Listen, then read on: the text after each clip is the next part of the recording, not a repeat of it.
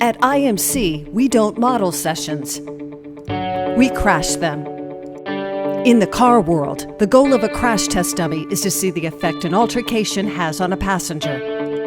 A safety engineer knows no satisfaction with a clean dummy. It means the test didn't work.